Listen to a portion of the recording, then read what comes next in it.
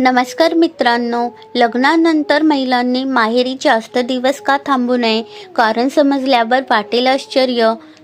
नमस्कार मित्रांनो, श्री स्वामी समर्थ. चाणक्य नीती जीवनाच्या विविध पैलूंवर आधारित सखोल आणि व्यावहारिक ज्ञान देते. यामध्ये कुटुंब, नातेसंबंध, समाज आणि वैयक्तिक जीवनाशी संबंधित महत्त्वाच्या शिकवणींचा समावेश असतो.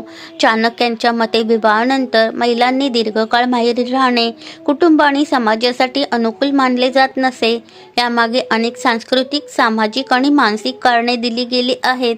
चाणक्य नीतीच्या या तत्वाचे महत्त्व आणि त्यामागील तर्क आजच्या व्हिडिओच्या माध्यमातून जाणून घ्या. चाणक्य यांनी आपल्या ग्रंथात कुटुंब हा समाजाचा पाया आहे असे वर्णन केले आहे. लग्नानंतर स्त्रीचे नवीन घर हे तिचे प्राथमिक निवासस्थान असते. कुटुंब एकत्र आणण्यात आणि नवीन घरात समृद्धी आणण्यात ती महत्त्वाची भूमिका बजावते. पालकांच्या घरी जास्त वेळ घालवल्याने नवीन कुटुंबात समन्वय साधण्यात अडथळे निर्माण होऊ शकतात.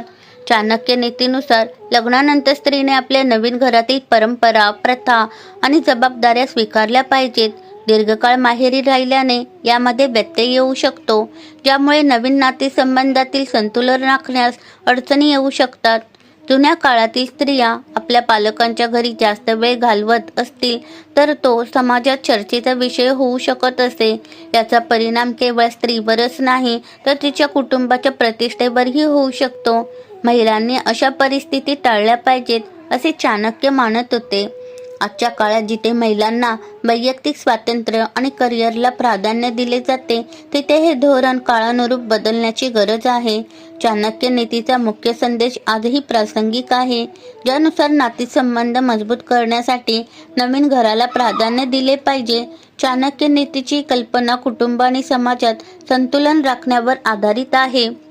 मात्र आजच्या बदलत्या विचारसरणी आणि सामाजिक परिस्थितीत लवचिकता अंगीकारली पाहिजे.